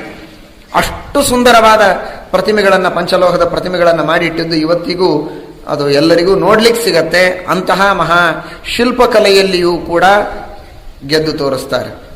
ಇನ್ನೊಬ್ಬ ಸ್ವರ್ಣಕಾರ, ಭಾರೀ ರತ್ನದ ಪದಕಗಳನ್ನೆಲ್ಲ ಮಾಡುತ್ತಿರ್ತಾನೆ. ವಿಜೇಂದ್ರ ಸ್ವಾಮಿಗಳನ್ನು ಆ ವಿದ್ಯೆಯಲ್ಲಿ ಸೋಲಿಸಬೇಕು ಅಂತ ಬಂದರೆ 10-12 ದಿವಸಗಳ ಕಾಲ ಅವರೊಂದು ಪದಕ ಇವರೊಂದು ಪದಕ, ಒಂದೇ ಪದಕವನ್ನು 12-15 ದಿವಸ ಮಾಡ್ತಾರೆ. ಮಾಡಿದರೆ ವಿಜೇಂದ್ರ ಸ್ವಾಮಿಗಳು ಆ ಬಂಗಾರವನ್ನು ಕರಗಿಸಿಕೊಳ್ಳೋದು, ತಗಡು ಮಾಡಿಕೊಳ್ಳೋದು, ಅದನ್ನು ರೆಡಿ ಮಾಡಿಕೊಳ್ಳೋದು, ಹರಳು ಜೋಡಿಸೋದು, ಇದನ್ನು ನೋಡೇನೆ ಅವನು ಬೆರಗಾಗಿ ಹೋದ. ಭಾರಿ ತಾನು ಅಖಂಡ 30-40 ವರ್ಷ ಅದರೊಳಗೆ ಗುದ್ದಾಡಿದವನು ಇದೇ ಮೊದಲನೇ ಸಲ ಕೈಯಾಗಿ ಬಂಗಾರ ಹಿಡಿದಂತಹ ಇವರು ಎಷ್ಟು ಅದ್ಭುತವಾಗಿ ಜೋಡಿಸ್ತಾರಲ್ಲ, ಏನು ಇವರಿಗೆ ದೈವಾನುಗ್ರಹ ಅಂತ ಆಶ್ಚರ್ಯಚಕಿತನಾದ. ಆ ರೀತಿ ಸುವರ್ಣ ಪದಕವನ್ನು ಮಾಡಿ ಅವನು ಮಾಡಿಕೊಟ್ಟು ಸೋತದ್ದು, ಇವರು ಅದ್ಭುತವಾಗಿ ಮಾಡಿದ್ದು. ಎರಡೂ ಪದಕಗಳನ್ನು ನೀವು ನಿತ್ಯದಲ್ಲಿ ಪೂಜೆಗೆ ಉಪಯೋಗಿಸಿ, ಇದೇ ನನ್ನ ಮೇಲೆ ಮಾಡುವ ಅನುಗ್ರಹ ಅಂತ ಅವನು ಶರಣಾಗತನಾಗಿ ಹೋಗ್ತಾನೆ. ಈ ರೀತಿ ಶಿಲ್ಪಕಲೆಯಲ್ಲಿ, ಸ್ವರ್ಣಕಾರನ ಕಲೆಯಲ್ಲಿ, ಅಥವಾ ಇನ್ಯಾ ಮಂತ್ರವಿದ್ಯೆಯೊಳಗೆ ಎಲ್ಲ ವಿಧವಾದ ವಿದ್ಯೆಗಳಲ್ಲಿಯೂ ಕೂಡ ಜನರನ್ನು ಸೋರಿಸ್ತಕ್ಕಂತಹ ಒಂದು ವಿಶಿಷ್ಟವಾದ ಕಲೆಯನ್ನು ಪಡೆದುಕೊಳ್ತಾರೆ. ಎಲ್ಲ ವಿಧವಾದ ಮಠಗಳ ಅರ್ಥಾತ್ ದೇವಸ್ಥಾನಗಳ ಆಧಿಪತ್ಯ ಇವರ ಕೈಯಲ್ಲಿ ಬಂದಿತ್ತು. ಕುಂಭಕೋಣದ ಎಲ್ಲ ದೇವಸ್ಥಾನಗಳು, ಶಾರ್ಂಗಪಾಣಿ ದೇವಸ್ಥಾನ, ಕುಂಭೇಶ್ವರ ದೇವಸ್ಥಾನ ಎರಡಕ್ಕೂ ಸೇರಿ ಒಂದೇ ಸರೋವರ. ಅವರಿಬ್ಬರೊಳಗೆ ಜಗಳ ಬಂತು. ಏನು ಜಗಳ ಬಂತು? ಈ ಸರೋವರದ ಅಧಿಕಾರ ನಮ್ಮದು ಅಂತ ಅವರು, ನಮ್ಮದು ಅಂತ ಇವರು. ಇವರ ಹತ್ರ ಬಂತು ನ್ಯಾಯ. ಇವರಂದ್ರು ಸರೋವರದ ನೀರು ಜನರ ಉಪಯೋಗಕ್ಕೆ ಇದ್ದದ್ದು, ಭಕ್ತರು ಸ್ನಾನ ಮಾಡಲಿಕ್ಕೆ, ನೀವು ಉಪಯೋಗಿಸ್ರಿ ಅವರು ಉಪಯೋಗಿಸ್ರಿ, ಜಗಳ ಆಡ್ಬೇಕು. ಅದಕ್ಕೆ ಹಕ್ಕು ತಗೊಂಡು ಏನು ಮಾಡ್ತೀರಿ, ಇಬ್ಬರೂ ಉಪಯೋಗಿಸಿದ್ರೆ ಆಯ್ತಲ್ಲ ಅಂತ.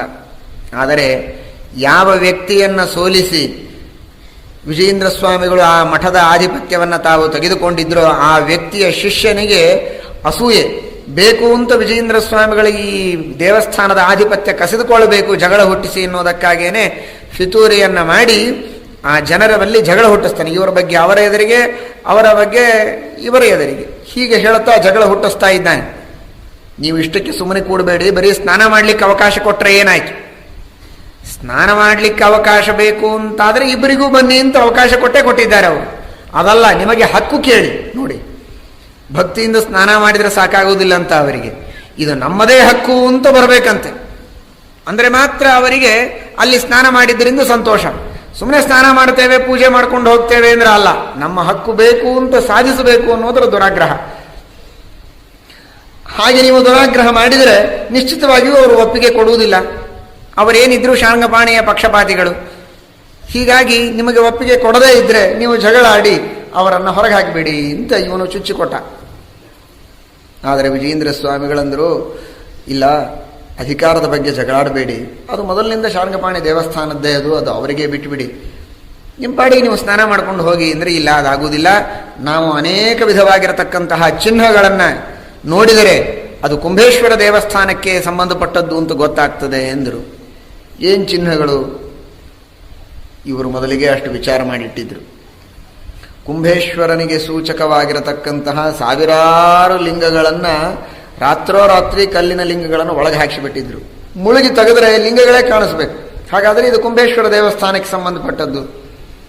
ಶಾರ್ಂಗಪಾಣಿ ದೇವಸ್ಥಾನಕ್ಕೆ ಸಂಬಂಧಪಟ್ಟಿದ್ರೆ ಮತ್ತೆ ರಾಮದೇವರು ಅಥವಾ ವಿಷ್ಣುವಿನ ಪ್ರತಿಮೆಗಳೋ, ಶಾಲಿಗ್ರಾಮಗಳೋ, ಹನುಮಂತ ದೇವರದ ಚಿಹ್ನೆ ಅಲ್ಲಿ ಸಿಗಬೇಕು.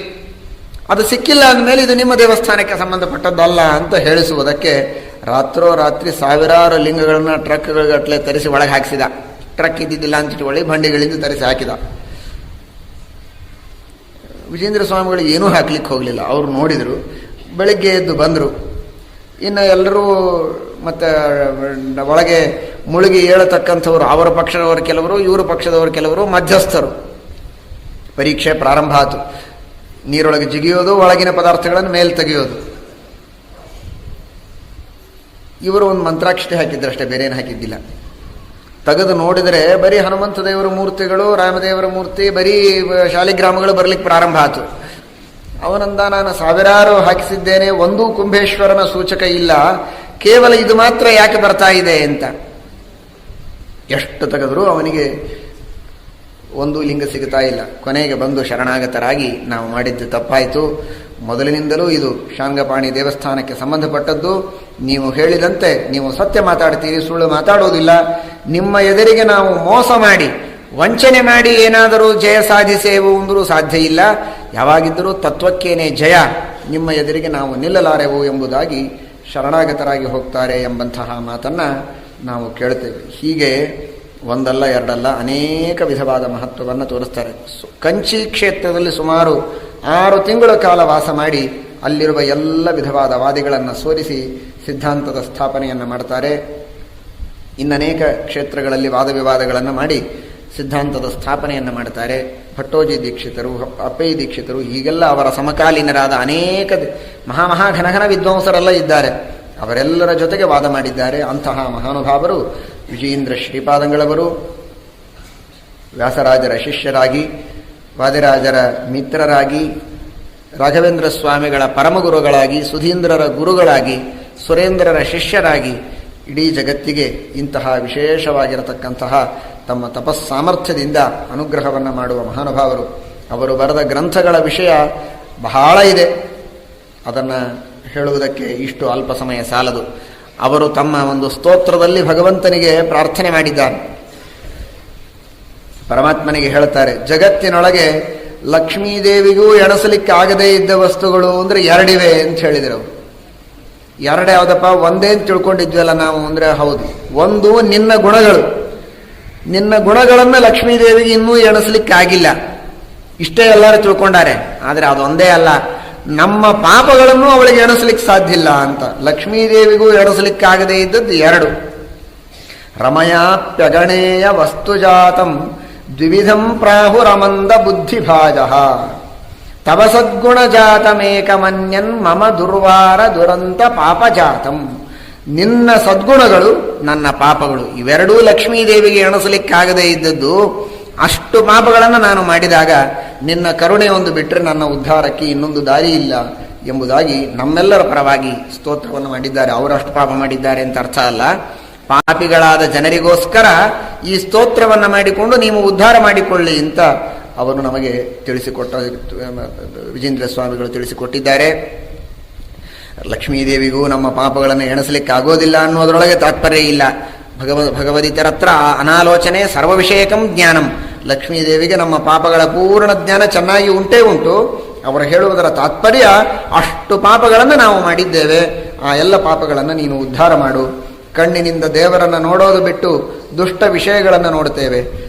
ನೈವೇದ್ಯವನ್ನು ತಿನ್ನೋದು ಬಿಟ್ಟು ಅನಿವೇದಿತವಾದ ನಿಷಿದ್ಧವಾದಂತಹ ಪದಾರ್ಥಗಳನ್ನು ಭಕ್ಷಣೆ ಮಾಡ್ತೇವೆ.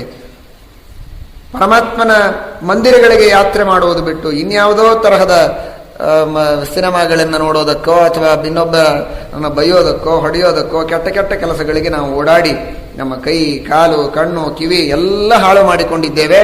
ಎಲ್ಲ ವಿಧವಾದ ಇಂದ್ರಿಯಗಳಿಂದ ಮಾಡಿದ ಪಾಪಗಳನ್ನು ಪರಿಹಾರ ಮಾಡುವುದಕ್ಕೆ ನಿನ್ನ ಕರುಣೆ ಒಂದೇ ಒಂದು ನಮಗೆ ದಾರಿ ಎಂಬುದಾಗಿ ಸುಂದರವಾದ ಪ್ರಾರ್ಥನೆಯನ್ನು ಮಾಡ್ತಾರೆ. ದಾಸ ಸಾಹಿತ್ಯಕ್ಕೂ ಪ್ರವರ್ತಕರಾಗಿದ್ದಾರೆ. ವಿಶೇಷವಾಗಿ ವ್ಯಾಸರಾಜರಿಂದ, ಶ್ರೀಪಾದರಾಜರಿಂದ ಪ್ರವರ್ತಿತವಾದರೂ ಕೂಡ ವಿಜೇಂದ್ರ ಸ್ವಾಮಿಗಳು ಕೂಡ ಅದಕ್ಕೆ ಪ್ರೋತ್ಸಾಹನವನ್ನು ಕೊಟ್ಟು ತಾವೂ ಕೆಲವು ಪದ್ಯಗಳನ್ನು ಮಾಡಿ ಅದಕ್ಕೆ ಪ್ರೋತ್ಸಾಹನೆಯನ್ನು ನೀಡಿದ್ದಾರೆ. ಅಂತಹ ಮಹಾನುಭಾವರಾದ ವಿಜೇಂದ್ರ ಸ್ವಾಮಿಗಳ ಅನುಗ್ರಹ ನಮ್ಮ ಮೇಲೆ, ನಿಮ್ಮ ಮೇಲೆ, ಎಲ್ಲರ ಮೇಲೆ ಆಗಲಿ ಅಂತ ಕೇಳಿಕೊಂಡು 2 ಮಾತುಗಳನ್ನು. ಉತ್ತರಾರಾಧನೆಯ ದಿನ ಸಮಯವಾದದ್ದರಿಂದ 1-2 ಮಾತುಗಳನ್ನು ತಿಳಿದು ಅವರ ಸ್ಮರಣೆಯನ್ನು ಮಾಡಿ ಮುಗಿಸುವಂತಹ ಪ್ರಯತ್ನ ಮಾಡೋಣ. ಅನೇಕ ವಿಧವಾದ ಕಲಾವಂತರ ಕಲೆಗಳನ್ನು ವಿಜಯಿಸಿದಂತಹ ವಿಜಯೇಂದ್ರ ತೀರ್ಥ ಶ್ರೀಪಾದಂಗಳವರ ಪರೀಕ್ಷೆಗೆ ಉತ್ತರ ದೇಶದಿಂದ ಒಬ್ಬ ವ್ಯಕ್ತಿ, ಭಾರೀ ಸಂಗೀತ ಕಲಾವಿದ, ಹಿಂದೂಸ್ತಾನಿ ಸಂಗೀತವನ್ನು ಹೇಳತಕ್ಕಂತಹ ವ್ಯಕ್ತಿ ಬಂದು ಪರೀಕ್ಷೆಯನ್ನು ಮಾಡ್ತಾನೆ. ಭಾರೀ ಹಾಡುಗಳನ್ನು ಹಾಡ್ತಾನೆ, ನಾನಾ ವಿಧವಾದ ರಾಗಗಳನ್ನು ಹೇಳ್ತಾನೆ. ಉತ್ತರ ದೇಶದಲ್ಲಿರತಕ್ಕಂತಹ ತಾನ್ಸೇನ್ ಎಂಬಂತಹ ಭಾರೀ ಪ್ರಸಿದ್ಧನಾದ ಆಗಿನ ಕಾಲದ ಸಂಗೀತಜ್ಞನ ಶಿಷ್ಯ ಅವನು. ನಮ್ಮ ಗುರುಗಳಿಗೆ ಸಮಾನರಾದ ಸಂಗೀತಗಾರರು ಪ್ರಪಂಚದೊಳಗಿಲ್ಲ ಅಂತ ನಮಗೆ ನಂಬಿಕೆ ಇದೆ. ನೀವು ಎಲ್ಲರನ್ನೂ ಸೋಲಿಸ್ತಾ ಇದ್ದೀರಿ ಎನ್ನುವ ಮಾತು ಕೇಳಿ ನಾನು ಬಂದೆ. ಸಂಗೀತ ಕಲೆಯಲ್ಲಿ ನನ್ನನ್ನು ಸೋಲಿಸಿದರೆ ಸಾಕು, ನಮ್ಮ ಗುರುಗಳನ್ನೇನು ಸೋಲಿಸೋದು ಬೇಕಾಗಿಲ್ಲ, ನಿಮಗೆ ನಾನು ಜಯಪತ್ರಿಕೆಯನ್ನು ಕೊಡ್ತೇನೆ ಅಂತ ಅವನು ಹೇಳ್ತಾನೆ. ಎಂದಿಗೂ ಹಾಡು ಹಾಡ್ತಾರೆ ಅಂತ ಕನಸು ಮನಸ್ಸಿನಲ್ಲಿಯೂ ಗೊತ್ತಿರಲಿಲ್ಲ ಜನರಿಗೆ. ಇವರು ಕೇವಲ ತರ್ಕ ಕರ್ಕಶವಾದ ವಾಕ್ಯಾರ್ಥಗಳನ್ನು ಮಾಡುವುದರಲ್ಲಿ ಮಾತ್ರ ಮಲ್ಲರು ಅಂತ ಜನ ತಿಳಿದ್ರೆ, ಆ ಎಲ್ಲ ಜನರನ್ನೇ ಮಳ್ಳರನ್ನಾಗಿ ಮಾಡಿ ವಿಜಯೇಂದ್ರ ಸ್ವಾಮಿಗಳವರು ಅತೀ ಸುಂದರವಾದ ರೀತಿಯಲ್ಲಿ ಗಾನವನ್ನು ಮಾಡ್ತಾರೆ. ಅವನು ಯಾವ ರಾಗ ಹೇಳ್ತಾನೋ ಆ ರಾಗ ಹೇಳ್ತಾರೆ. ಅವನಿಗೆ ಗೊತ್ತಿಲ್ಲದೇ ಇದ್ದ ರಾಗವನ್ನು ಹೇಳಿ ಅವನನ್ನು ಮತ್ತೆ ಸೋಲಿಸ್ತಾರೆ. ಈ ರೀತಿಯಾಗಿ ಅವನ ಸಂಗೀತದ ಪರಾಭವವನ್ನು ಮಾಡಿ ಅವನಿಂದ ಜಯಪತ್ರಿಕೆಯನ್ನು ತೆಗೆದುಕೊಳ್ತಾ ಇರುವಾಗ ಒಬ್ಬ ವ್ಯಕ್ತಿ ಎದ್ದು ನಿಂತಾನೆ, ನೀವು ಬರೀ ಹಿಂದೂಸ್ತಾನ ಸಂಗೀತವನ್ನು ಸೋಲಿಸಿರ್ಬೋದು, ನಾನು ಕರ್ನಾಟಕ ಸಂಗೀತವನ್ನು ಬಲ್ಲಂತಹ ವ್ಯಕ್ತಿ, ನಮ್ಮ ಸಂಗೀತವನ್ನು ನೀವು ಚೆನ್ನಾಗಿ ಹಾಡಿ ನಮ್ಮನ್ನು ಸೋಲಿಸಿದರೆ ಆಗ ಮಾತ್ರ ನಿಮಗೆ ನಿಜವಾದ ಸಂಗೀತ ಪಿತಾಮಹ ಅಂತ ನಾವು ಹೇಳಬಹುದು, ಇಲ್ಲದೇ ಇದ್ರೆ ಇಲ್ಲ ಅಂತ ಹೇಳಿದ. ಹಾಗೆ ಆಗಲಿ ಎಂದರು. ಬೇಕಾದ ಹಾಗೆ ಸಂಗೀತವನ್ನು, ಕರ್ನಾಟಕ ಸಂಗೀತವನ್ನು ಹೇಳಿದರು. ಹೇಳೋದಷ್ಟೇ ಅಲ್ಲದೆ ಕೆಲವು ರಾಗಗಳನ್ನು ಹೇಳಿದರೆ ಆ ಸಂಗೀತದಲ್ಲಿ ಆ ವಿಧವಾದಂತಹ ಅದ್ಭುತವಾದ ಶಕ್ತಿ ಇದೆ. ನಮ್ಮ ಭಾರತೀಯವಾದ ಪ್ರಾಚೀನ ಕಲೆಗಳಲ್ಲಿರತಕ್ಕಂತಹ ನಿಜವಾದ ಒಂದು ಶಕ್ತಿ, ಆ ತಪಸ್ಸು ಇನ್ನು ಇವತ್ತಿನ ಅತ್ಯಂತ ಅರ್ವಾಚೀನವಾದ ಹುಚ್ಚು ಸಂಗೀತದೊಳಗೆ ಕೇವಲ ಆಢ್ಯತೆ ಇರಬಹುದು, ಆಡಂಬರ ಇರಬಹುದು, ಆದರೆ ಅದರೊಳಗೆ ಸತ್ವ ಇಲ್ಲ. ಆ ಸಂಗೀತವನ್ನು ಭಕ್ತಿಯಿಂದ ಹೇಳಿದರೆ ಆ ರಾಗದ ಶಕ್ತಿ, ಆ ಧ್ವನಿಯಲ್ಲಿರುವಂತಹ ಶಕ್ತಿ, ಪರಮಾತ್ಮ ಆ ಧ್ವನಿಯಲ್ಲಿ ಒಂದು ಶಕ್ತಿಯನ್ನಿಟ್ಟಿದ್ದಾನೆ. ಆ ಶಕ್ತಿಯಿಂದ ಪ್ರಕೃತಿಯಲ್ಲೇನೆ ವಿಕಾರ ಮಾಡಬಹುದು. ಅಂತಹ ಶಕ್ತಿಯನ್ನು ಧ್ವನಿಯಲ್ಲಿ ದೇವರಿಟ್ಟಿದ್ದಾನೆ, ಶಬ್ದಗಳಲ್ಲಿ ತುಂಬಿದ್ದಾನೆ ಪರಮಾತ್ಮ. ಅದನ್ನು ಸಾಧನೆ ಮಾಡಬೇಕಾಗತ್ತೆ, ತಪಸ್ಸಿನಿಂದ ಸಾಧಿಸಬಹುದು. ಅಮೃತ ವರ್ಷಿಣಿ ಅಂತ ಒಂದು ರಾಗವನ್ನು ಹಾಡ್ತಾರೆ. ಒಳ್ಳೆ ಬಿಸಿಲು ಪ್ರದೇಶ ಕುಂಭಕೋಣ, ಒಳ್ಳೆ ಬೇಸಿಗೆ. ವಿಜಯೇಂದ್ರ ಸ್ವಾಮಿಗಳು ಆ ಅಮೃತ ವರ್ಷಿಣಿ ರಾಗದಲ್ಲಿ ಹಾಡು ಹಾಡಿದರೆ ಮಳೆ ಸುರಿಯಲಿಕ್ಕೆ ಪ್ರಾರಂಭವಾಯಿತು. ಕುಂಭಕೋಣದಲ್ಲಿ ಮಾತ್ರ, ಸುತ್ತಮುತ್ತಲೂ ಬಿಸಿಲು. ಇವರು ಹಾಡೋವರೆಗೆ ಮಳೆ, ಹಾಡು ನಿಲ್ಲಿಸಿದರೆ ಮಳೆ ನಿಂತೋಯ್ತು. ಆ ಶಬ್ದದೊಳಗಿರತಕ್ಕಂತಹ ಶಕ್ತಿ, ಶಬ್ದ ಪ್ರತಿಪಾದ್ಯನಾದ ಭಗವಂತನಲ್ಲಿ ಇವರು ಮಾಡುವ ಭಕ್ತಿ, ಇದರ ಪರಿಣಾಮವಾಗಿ ಪ್ರತಿಯೊಬ್ಬ ಜನರಿಗೆ ಮಳೆಯನ್ನು ತರಿಸಿ ಅನುಗ್ರಹ ಮಾಡುತ್ತಾರೆ. ನಾರದರು ಒಂದ್ಸಲ ಹೇಳಿದರಂತೆ, ನನಗೆ ಸಮಾನರಾದ ಸಂಗೀತಗಾರರೇ ಪ್ರಪಂಚದಲ್ಲಿ ಇಲ್ಲ ಅಂತ. ಇನ್ಯಾರ ಮುಂದೆ ಹೇಳಿದ್ರೆ ನಡೀತಿತ್ತು, ಹೋಗಿ ಹೋಗಿ ಹನುಮಂತ ದೇವರ ಮುಂದೆ ಹೇಳಿದ್ರಂತೆ. ಹೌದಾ, ಹಾಗಾದರೆ ಹಾಡು ಅಂದ್ರಂತೆ. ಗಂಟೆಗಟ್ಟಲೆ ಹಾಡಿದರ ಮೇಲೆ ನಾನೊಂದು ಸ್ವಲ್ಪ ಹಾಡ್ತೇನೆ ಕೇಳು ಅಂತ ಹನುಮಂತ ದೇವರು ಹಾಡಲಿಕ್ಕೆ ಪ್ರಾರಂಭ ಮಾಡಿದರು. ಹಾಡೆಲ್ಲ ಮುಗಿತು. ಮತ್ತೆ ಹಾಡು ಶುರು ಮಾಡಿ ನೀವು ಅಂತ. ಸರಿ ಅಂತ ತಂಬೂರಿಯನ್ನು ತೆಗೆದುಕೊಳ್ಳಬೇಕು ಅಂತ ಹೋದರೆ ತಂಬೂರಿ ಬರ್ತಾನೇ ಇಲ್ಲ. ಯಾವ ಕಲ್ಲಿನ ಮೇಲೆ ಕುಳಿತು ಇವರು ಹಾಡು ಹಾಡ್ತಾ ಇದ್ರು ಆ ಕಲ್ಲು ಕರಗಿ ತಂಬೂರಿ ಒಳಗೆ ಸಿಕ್ಕೋಗಿದೆ. ಕಲ್ಲನ್ನೇ ಕರಗಿಸುವಂತಹ ಹಾಡುಗಳನ್ನು ಹಾಡುವಂತಹ ಪದ್ಧತಿ ಇದೆ, ರಾಗಗಳಲ್ಲಿ ಆ ಶಕ್ತಿ ಇದೆ. ಹನುಮಂತ ದೇವರಿಗೆ ಏನು ಕೇಳಬೇಕು? ಕಲ್ಲಿನಂತಹ ಮನಸ್ಸುಳ್ಳ ಸಮಸ್ತ ಜನರ ಮನಸ್ಸನ್ನೇ ಕರಗಿಸಿ ಭಕ್ತಿಯ ರಸವನ್ನು ಹರಿಸ್ತಕ್ಕಂತಹ ಆ ಮಹಾನುಭಾವರಿಗೆ ಈ ಕಲ್ಲನ್ನು ಕರಗಿಸೋದೇನು ದೊಡ್ಡದಲ್ಲೇ ಅಲ್ಲ. ಆದರೂ ಕೂಡ ನಮ್ಮ ದೃಷ್ಟಿಯಲ್ಲಿ ಅದು ವಿಚಿತ್ರ, ಅದ್ಭುತ. ಹಾಗೆ ಕಲ್ಲು ಕರಗಿಸುವ ಹಾಡುಗಳು, ಮಳೆ ಸುರಿಸುವ ಹಾಡುಗಳು, ಬೆಂಕಿಯನ್ನು ಆಳಿಸುವ ಹಾಡುಗಳು, ಬೆಂಕಿಯನ್ನು ಹಚ್ಚುವ ದೀಪಕ ರಾಗ ವಿಜೇಂದ್ರ ಸ್ವಾಮಿಗಳು ಹಾಡುತ್ತಾರೆ. ದೀಪಕ ರಾಗವನ್ನು ಹಾಡಿದರೆ ಆ ಎಲ್ಲ ವಿಧವಾದ ಬತ್ತಿಗಳನ್ನು, ಪ್ರಣತಿಗಳನ್ನು ಹಚ್ಚಿಟ್ಟಿದ್ದಾರೆ. ಯಾವ ದೀಪ ಇಲ್ಲ, ಕಡ್ಡಿಪಟ್ಟಣ ಇಲ್ಲ, ಏನೂ ಇಲ್ಲ. ಇವರು ಕೇವಲ ದೀಪಕ ರಾಗ ಹಾಡೋದರಿಂದಲೇ ದೀಪಗಳೆಲ್ಲ ಹಚ್ಚಿಕೊಂಡಿರು. ಹೀಗೆ ಆ ಸಂಗೀತ ಕಲೆಯಲ್ಲಿ ತಮ್ಮ ಅದ್ಭುತವಾದಂತಹ ಪಾಂಡಿತ್ಯವನ್ನು ತೋರಿಸ್ತಾರೆ. ಶಿಲ್ಪಕಲೆಯಲ್ಲಿ ತಮ್ಮ ಅದ್ಭುತವಾದ ಪಾಂಡಿತ್ಯವನ್ನು ತೋರಿಸಿದ್ದಾರೆ ಅಂತ ಅನ್ನೋದನ್ನು ನೀವು ಕೇಳಿದಿರಿ. ಬಟ್ಟೆಯನ್ನು ಹೊಲೆಯತಕ್ಕಂತಹ ಕಲೆ, ಬಟ್ಟೆಯನ್ನು ಮಾಡುವಂತಹ ನೇಗಾರನ ಕಲೆ, ಉತ್ತಮವಾದ ಪೀತಾಂಬರವನ್ನು ರಚನೆ ಮಾಡಿಕೊಡ್ತಾನೆ ಒಬ್ಬನು. ಭಾರೀ ರೇಷ್ಮೆಯ ಪೀತಾಂಬರ. ಅವನು ಮಾಡಿದ 2ನೇ ಕ್ಷಣಕ್ಕೆ ನರಸಿಂಹದೇವರು ಪ್ರಹ್ಲಾದರಾಜರಿಗೆ ಅನುಗ್ರಹ ಮಾಡತಕ್ಕಂತಹ ಹಿರಣ್ಯಕಶಿಪುವಿನ ಸಂಹಾರ ಮಾಡಿದ ಚಿತ್ರವನ್ನು ತೋರಿಸುವ ಉತ್ತಮವಾದ ಜರಿ, ಆ ಜರಿಯೊಳಗೆ ನರಸಿಂಹದೇವರ ಚಿತ್ರ, ಪ್ರಹ್ಲಾದರಾಜರ ಚಿತ್ರ. ಆ ವಿಧವಾದ ಜರಿಯಿಂದ ಕೂಡಿದ ಶ್ರೇಷ್ಠವಾದ ಪೀತಾಂಬರವನ್ನು ಅದೇ ಕ್ಷಣಕ್ಕೆ ಅವನ ಪದಾರ್ಥಗಳನ್ನೇ ಬಳಸಿ ವಿಜಯೇಂದ್ರ ಸ್ವಾಮಿಗಳು ಮಾಡಿ ತೋರಿಸ್ತಾರೆ ಸಭೆಯ ಮಧ್ಯದಲ್ಲಿ. ಅದನ್ನು ಸಮಗ್ರವಾಗಿರತಕ್ಕಂತಹ ದೇಶದಲ್ಲಿ ನಾನು ತೋರಿಸ್ತೇನೆ, ನಿಮ್ಮ ಮಹಿಮೆಯನ್ನು ಕೊಂಡಾಡ್ತೇನೆ, ನನಗೆ ಕೊಡಿ ಅಂತ ಅವನು ಇಸುಕೊಂಡು ಹೋಗ್ತಾನೆ. ಅವನ ಮೇಲೆ ಅನುಗ್ರಹ ಮಾಡಿ ಕಳಿಸ್ತಾರೆ. ಈ ರೀತಿಯಾಗಿ ನಾನಾ ವಿಧವಾಗಿರತಕ್ಕಂತಹ ತಮ್ಮ ಕಲೆಗಳ ಪ್ರದರ್ಶನವನ್ನೂ ಮಾಡ್ತಾರೆ. ಜೊತೆಗೆ ಶ್ರೀಮದಾಚಾರ್ಯರ ಟೀಕಾಕೃತ್ಪಾದರ ಗ್ರಂಥಗಳ ಮೇಲೆ ನಾನಾ ವಿಧವಾದ ಆಕ್ಷೇಪಗಳನ್ನು ಜನರು ಮಾಡಿದಾಗ ಅವುಗಳಿಗೆ ಸಮರ್ಪಕವಾದ ಉತ್ತರವನ್ನು ಕೊಟ್ಟು ಅಲ್ಲಲ್ಲಿ ವಾದಗಳಲ್ಲಿ ಪ್ರತಿವಾದಿಗಳನ್ನು ಜಯಿಸಿ ಸಿದ್ಧಾಂತದ ಸ್ಥಾಪನೆಯನ್ನು ಮಾಡತಕ್ಕಂತಹ ಮಹಾನುಭಾವರು ವಿಜಯೇಂದ್ರ ತೀರ್ಥ ಶ್ರೀಪಾದಂಗಳವರು. ಅಂತಹ ವಿಜಯೇಂದ್ರ ತೀರ್ಥ ಶ್ರೀಪಾದಂಗಳವರ